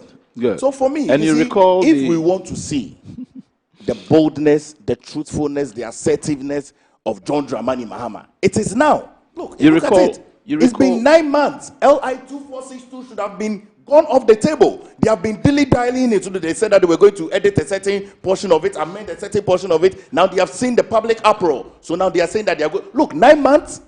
9 months. Parliament has sat how many times? Now they are waiting for Parliament to come back on October 14th.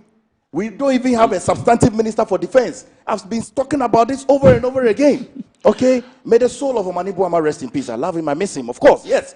But I've stated that, why is it that from the 6th of August till date, we don't have a substantive minister for defense? Do you need an answer to that? Okay, so let me answer you. No, hold on. I've stated very clearly that I've seen that Mahama has asked Ato Forson to look after the defense. Look, the defense in fact, after the CSO's meeting, there was 5 thematic areas that the government says is going to work with, of course, with all the stakeholders going by that.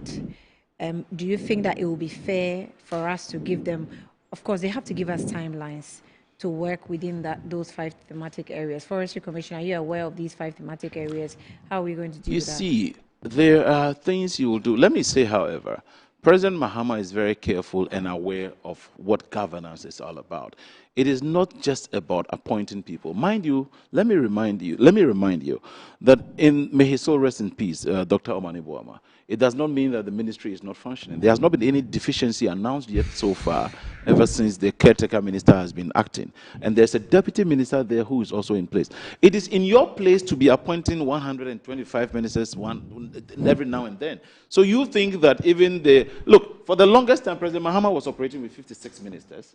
Many of the successes he chalked were even with 56 ministers. And at that time, if you compare the time he had 56 ministers, you have had over 100 at the time. So let us not even go there at all. It's not a matter of whether there's a substantive minister or not. And that is why I am saying that, I mean, all of a sudden, you want to create an impression that 9 months is a lot of time enough for you to have revoked LI 2462 and all that. This government has been busy doing a whole lot of things at the same time. It is not only Galamsey that has been the burden on its neck. There's been a major issue. The corrupt practices that have to be investigated, that are still being investigated. There's a lot more of illegalities that have gone on. Why today, as we speak, it's one to me not being invited to report for processes to begin. And the Attorney General made it very clear that on the 14th of October, the document will be laid. And last Friday, they outlined some of these things and activities that are going to be taken, the measures to be taken to serve as a deterrent. It took even the Catholic Bishops' Conference, who were also present there, made it very clear that but for the engagement with the president, they didn't know a lot of these things were going on. Their only advocacy was that then we must also beef up our communication in order for the people they themselves to know what is going on. And well, let me say on your set here that the minister has asked that we look into having a media outlet that will purposely be updating the Ghanaian on what is going on, and that is also being set in motion. Well, what's that? This is to make sure that regularly we update the Ghanaian on what is going on, be it weekly or every fortnight. In terms of Galamsey fight? Of all of that, for the ministry, and especially Galamsey fight, which is very critical, then the forest as well. Look, today as we sit here to talk, one major concern that used to worry us... So wait, you're going to set up a media body? Not a media body, but there will be a studio set up that will always generate that and give out to the media. Because you see, if, for instance, I come here, you may not be the one sharing that information with a sister media house. But when we have that, we can share it with all the others. Okay, so it becomes a common platform that can share that. So I am, look, the chiefs are actively being consulted. And I told What do you mean consulted? What did you say? What did he also say? Engaging these chiefs in all of this fight. My point, which I actually made on social media, for which I was roasted for, was not to engage chiefs. Was to do what? Was to make them lead. Yeah. Yes. You see, no land in any village doesn't have an owner or is bare That's what we land. did. Let me tell you. That's what we did. We gave the authority to the chiefs. Let me give you. So you see, it is not even every chief. Gave the authority to the chiefs. Galamsey Eastern, Western, Ashanti, Western North, are the three top red zones, four red zones of Galamsey. Yes. Now these areas have very powerful chiefs, and we've mentioned their names on air. That how can you be in Ashanti? How can you be in Eastern? How can you be here, be there, and there's still so much Galamsey going on, and you can't say anything that is the unless reason, you know something about that is the reason I'm telling you. So we're not saying engage them. No. We're saying give it to let them lead. No, yes. No, you see, that's what we did. Let's we gave leadership to the chiefs. You gave leadership to absolutely. Didn't you see Asante recall some chiefs? Paragraph. Don't recall some chiefs for some involvement in setting. I saw it. Don't make mockery of yourself and insult the chiefs at the same time not at on all. this platform. Not at all. The chiefs who are watching understand very well the approach that your government gave to dealing with this. No, check it. It is the reason why I'm stating here and now that, look, the sector minister felt it very important to make sure that he himself engages them.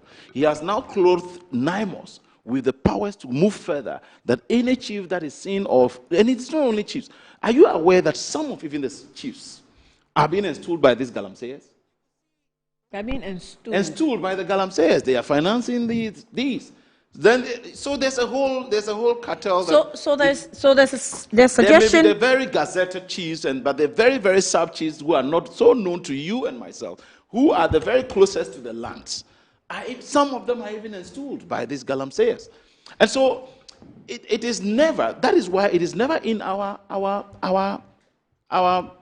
make, as in the current government, to be complaining about the problems, because it is the solutions we want to continue to prefer.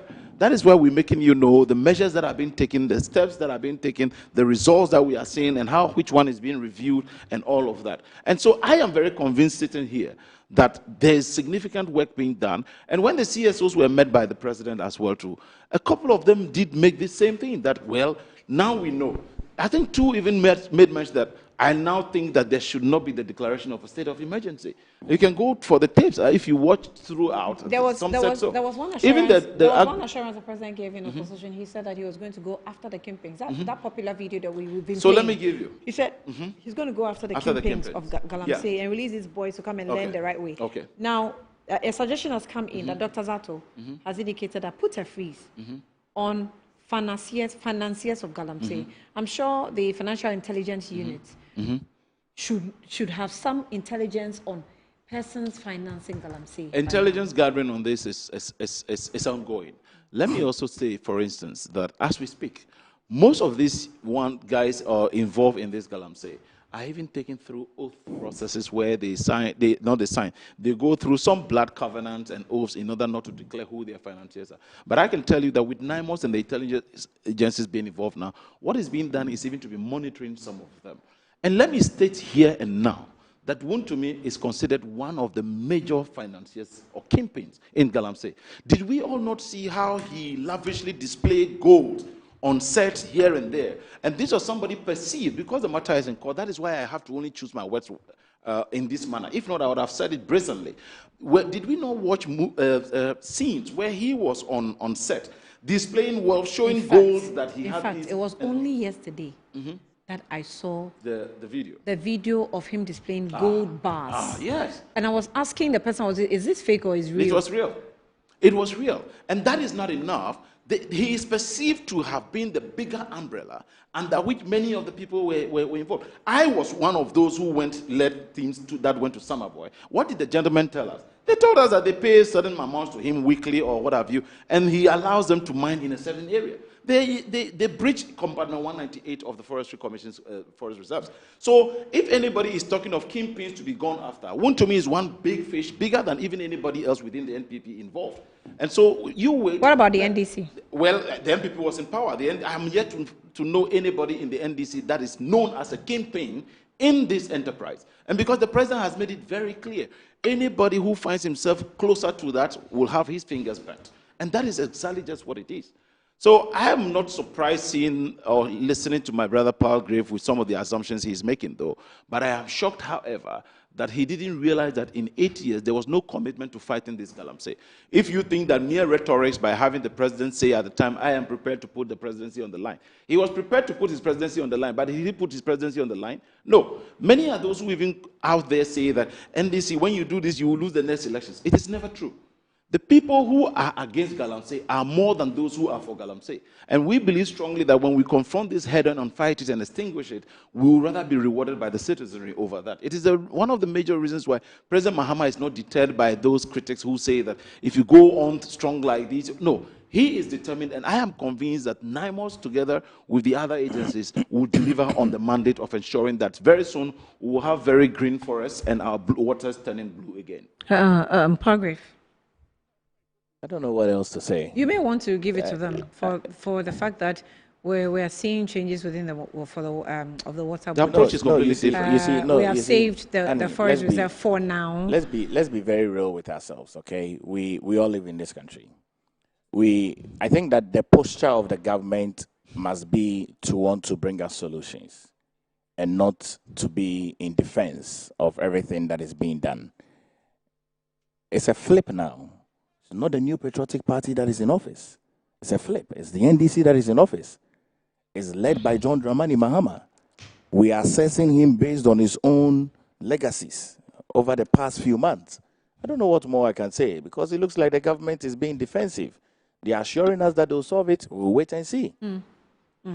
Well, maybe you have to give them some time. You have already indicated that 9 months. Well, maybe it's the say, for instance, is the assurance, is the seriousness to it that you are not convinced that this is going to work? No, you see, let me tell you the truth. See, illegal mining has been with us for a very long time. And I've stated that it's become so cancerous that at the stage, it needs to be managed. Okay? I don't know, and I stand to be corrected, I don't know if over the next 3 years, John Dramani Mahama can eradicate irresponsible mining. I don't know. If I dare say, I don't think he can. I can tell you on authority. Okay? That the next 3 years, you'll see. Hold on. Okay. You see, it's good you're in government because that I've is been why there I'm telling before. you. During your time, you couldn't have people to say. No, hold on. It's good to you're in take their government. necks out. It's good you're in government. I know I'm glad you are. But I'm telling you that I don't think that John Dramani Mahama will be able to nip this in the bud over the next 3 years. However, what he can do is to minimize its impact. Okay? What John Dramani Mahama can do is to minimize the impact of irresponsible mining, illegal mining, threats of galamsey against the livelihood of the Ghanaian people. Let me assure you of the first two things that will be done. You understand? That for me is important, right? Because now, of course, yes, I mean, he's got 9 months. We are saying that it's not enough time. Is 2 years going to be enough time? Is 3 years going to be enough time? Yeah. Then he's going to go into an election. Yeah. Okay, even though he's not standing. Yeah. So we need to be real with ourselves. Okay, he has an overly numbered parliament. He has everything that it takes for him to be able to do right. Yeah. He cannot fail. Okay? Yeah. So if we're saying that 9 months is not too much, okay? In the next 3 months, it's going to be 1 year. Then we're going to celebrate 2026. Then we'll come back and say 2027. Yeah. And we'll say that it's not too much time. So we need to be able to move away from that. Okay? And encourage the president. And let the president know that, well, every Ghanaian is supporting him. So he can do right. This is his time for him to do right. And that's all we are saying. We are not saying that we don't want to do politics with this. Okay? Because the threats are facing us day in, day out. And it's so scary. Annie, the next, was it scary during your administration? It's been scary ever since. The next time you hear anybody say that this is not politics, that is when the politics rather sets in. Like it or not, truth be told, everything is politics. The water you and I drink here is politics. The sitting we are having here is politics. And because if it doesn't take a political will and forthrightness to show leadership, maybe lights would still have been off. Maybe your air conditioning or your technician over here would have failed at something. And it all takes politics. It takes leadership. The truth is that we're governed by political leadership. Yes. So every And major decision about the country is a political Look, decision. I have taken time to go to student groups and I tell them, I was a student leader, that when you sit here and you say, I am not concerned about politics, I am not bothered. Well, when the politician who you are better than in class becomes the politician, and then he decides to situate a factory at the backyard of your house, which is polluting and disturbing you, then you will now realize that everything is about politics. So that one, no.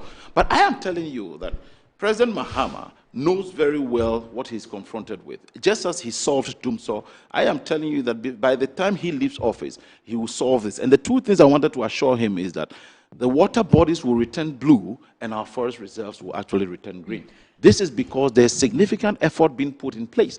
And it is no joke to be deploying men and women in uniform to be stationed permanently and on rotational basis under the leadership of their director, Colonel Dominic Boa, to fight this head on. Because we all understand, and mind you, fighting this alone is not even enough. That alone is not all. That is even to help, number one, to reduce the turbidity of our water levels.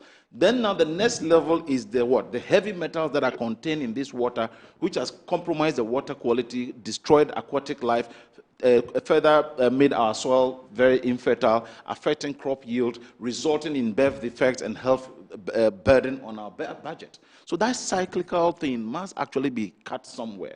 And it can only take none other than John Dramani Mahama to do this. This I am convinced, and I am saying this with so much confidence because I work strongly and closely with NIMOS and I know what is at stake and what is being done. The sector minister can reach out to you at 1 a.m. based on the tip-off or based on what, and he can call you anytime, and that is to tell you the energies involved. And mind you, 2 weeks ago when we met with the finance minister, whatever requirements that were being made to support NIMOS, for instance, he didn't raise a single question. He was even asking that if need be in the future for any further additions, he would do so, because fortunately he happened to even be the caretaker minister of defense, and therefore he understood the gravity of the matter, because we are at war with these people. The water we are drinking is compromised. The food crops we are eating, we are told there are heavy metals contained in them. What does it mean? Somebody may not understand, but that is also why, again, education is very key. When you go into the ground, into the forest, do you get the impression that these persons involved in these deadly activities, they are well educated, that the metals and the chemicals they are using is killing us? Are they aware? No, they are not. Let me give you an example. If you recall, because they are actually in direct contact. I've been citing this example. There was a gentleman whose champagne machine was burnt. So they did a video where he was bare-chested. He ran to the site with his hands over his head and said, "Hey, into John Mahama, I you tomorrow, the Obabe, Wabashemi champagne machine, and yes, you mess out of." To somebody like that, he only feels that government is opposed to what they are doing for no justified reason. And persons like that require education. The purpose of education is to transform society. Why did we used to have a Red Cross, Wildlife Society, etc.? It is the reason why we need to combine short, medium, and long-term approaches to solving this whole issue. For instance, we may need to now have forest clubs in our schools, especially in the degraded forests or pervasive areas. Are you working on that? Yeah, we're working on that, and it will require because there used to be clubs like that. Yeah, the wildlife. Yeah, wildlife. Yeah. Now we need to have forest clubs so that there will be proper awareness created in order for the person who is. You see, we cultivate habits over time at a younger age. So when if there's wildlife, there's no need for the wildlife is all more about poaching life, about the animal life in the forest. But this is forest clubs is talking about maybe or other environmental clubs that are related to the environment, where the young boy goes home and say, "Hey, Papa, today my teacher taught me that the galamsey you are doing or your friend is not good. Do you know that galamsey is the reason why Auntie so-and-so's daughter had no feet or no limb, etc.? These things you may think are very infinitesimal, but it contributes over a long time to solving this problem. We have it like forest festivals. Having the forest TV is also another. So we're looking at all of these to make sure, and that means we need to engage even the media, the chiefs, and then the... But as you're spending, do spend on NCC as well. Yeah, we are not the ones to spend on them. They will need to justify with government, but we will put in a word for them also to be well-resourced in order to fight this battle. Okay. My time is out. I wanted to ask you how far, 1 minute. What do you think is the performance of this government so far? On a rate of what? 0 to 10. Are you hosting? Or I should tell you 0 to 5. Are you co-hosting? And on a rate of what? 0 to 10. Okay, so I'll do it in two ways. Okay. On governance, okay? On governance, I'll give the government 7. On security, I'll give the governance 5. On security, 5. 5. Fair.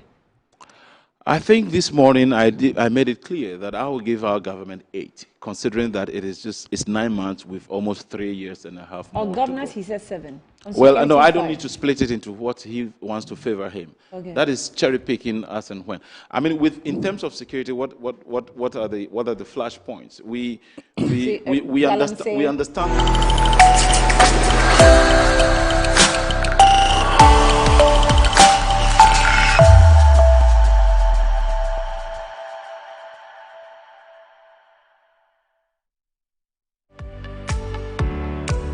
In Ghana's evolving economy, staying informed isn't an option.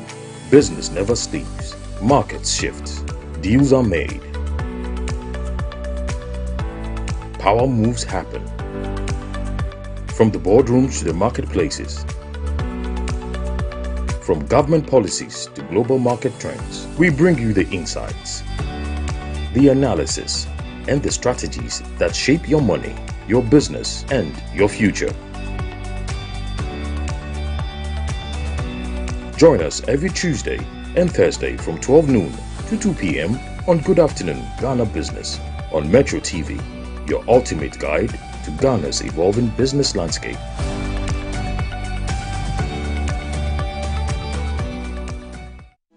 Some loves are born in the blink of an eye. I've been madly in love with her since the first time I saw her. Then let's get married today. I'll be the happiest woman in the world by your side.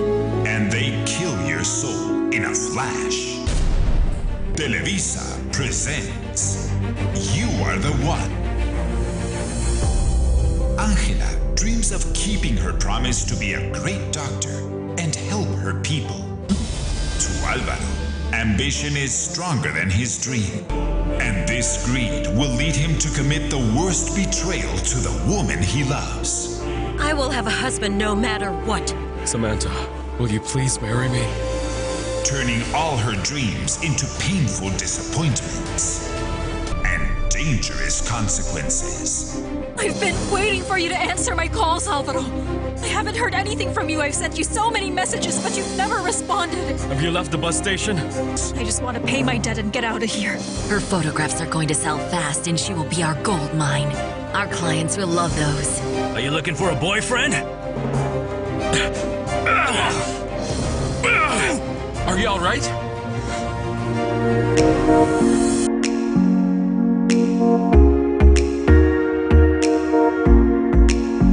You Are the One, proudly sponsored by The Luckiest, Appointed Time Printing, Time Herbal Mixture, Samu Spices, Givers Herbal Center, Blue Jeans Energy Drink.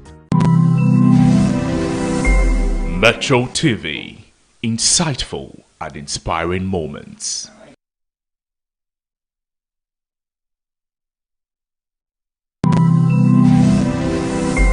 Metro TV, insightful and inspiring moments. Well, time moves on and the days go by, but the sun don't set on the stars tonight, and I spread my wings. My head's in the clouds with my feet on the ground, my aim held high and I'm moving on. My time is now to make all my dreams come true, to let all the light shine through, so I can be everything I know that I could be, to find all the strength inside. Baby, just Patrick, my friend, this one you visited with that prayer notice like you normally do. I hope all is well. Nothing is well, Felix. I have a serious issue. Okay, then let me once again remind you that I'm not just your doctor, but your friend as well.